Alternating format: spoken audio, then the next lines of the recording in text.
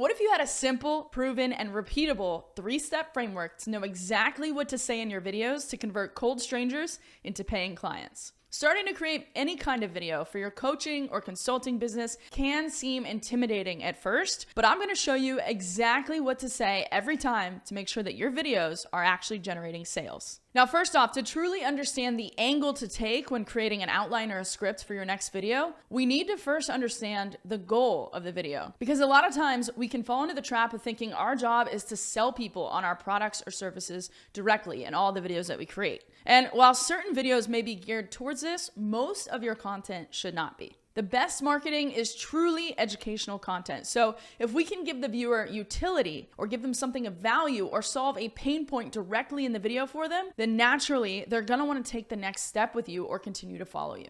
In fact, if you look at some of the heavy hitters in the space like Alex Hormozi, Ravi Abuvala, and more, you'll notice that they give away a lot of valuable content for free. So you shouldn't be concerned about giving away information for 2 reasons. So number 1, your product is not the information you're teaching or the information that's in your course. If you have a high-ticket coaching program or training program, what you're really selling is a result. You're selling accountability, direct support of some kind, whether that's in a group or a one-on-one help, and personalized strategy. Most people don't take action on information alone anyways. And even if they do, they're going to find so much value in what you're giving away for free that they'll want to know what you offer on a paid level. Second, your marketing strategy should mirror human psychology. And by giving away stuff for free, you're activating what's known as the law of reciprocity. Now, the law of reciprocity states that we naturally feel inclined to give back when we feel that we've been given something of value. So if your content can do that for your ideal prospect, you're gaining their trust, loyalty, and eventually their payment.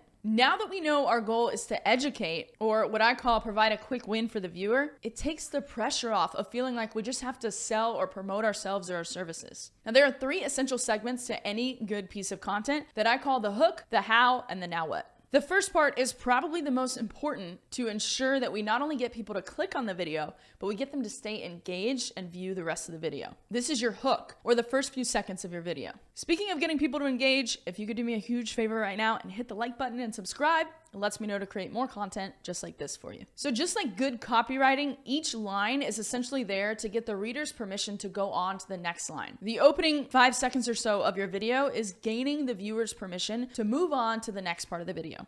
If you lose them in the first few seconds with a boring intro or a 20-second blurb on who you are and what you do, they're going to click off your video and move on to the next one. So that means that right away, we need to open up with an attention-grabbing hook and tell them what's in it for them by watching the entire video. What is the thing that they want that they can gain by the end of the video? Now, there are a lot of ways to create an effective hook. Right? You can use numbers or a shocking statistic. You can take a position opposite of what everyone else says or thinks. You can use words like warning and this will forever transform how you look at X topic, right? Or you can also simply make a big promise. So by the end of this video, you'll know exactly what to say every time to convert strangers into paying clients. But the major thing when creating your hook is to stay genuine.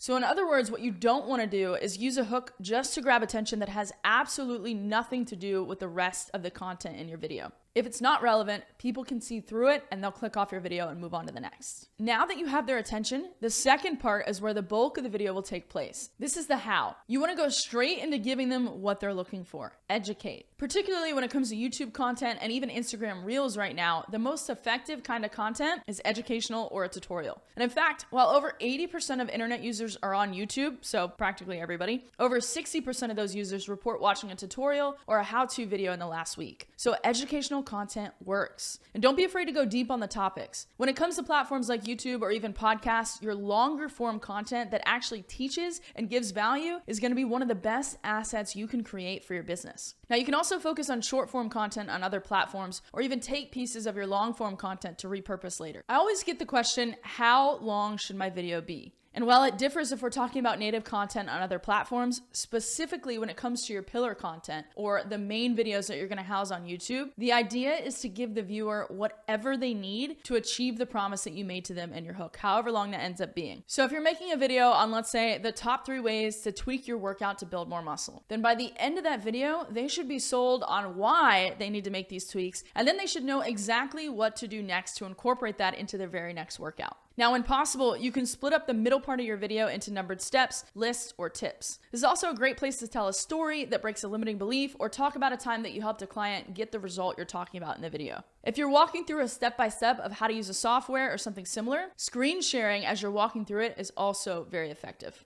Now, at the end of this section, feel free to give a quick 10-second recap of what you covered as you transition into the last part. The third and final segment is the now what, also known as your call to action. What do you want this person to do next? Be sure to have one singular, very clear next step for them to take. The clearer your call to action is, the better. So at the end of a YouTube video, it could be to click the link in the description to view a training you have or download a checklist in exchange for an email. It could also be as simple as comment down below or hit the subscribe button. Now, typically your goal of any content posted on any platform you don't own, like YouTube or Instagram, should be to eventually create traffic that you do own. In other words, grab their email in exchange for more value so that you can contact them later, no matter if algorithms change or your account gets shut down tomorrow. So there you have it, the framework you need to easily script out or outline any piece of content to make sure that it actually converts. So remember, the goal is to educate and give utility, not to sell. Then open with a hook, give them the how, and tell them the now what, the next step that you want them to take. If you want to learn more about how you can use this content to be everywhere at once and do it all in less than 3 hours a month, then check out my free training where I break that down in more detail over at get.upperhandcreative.com/learn, and I'll see you next time.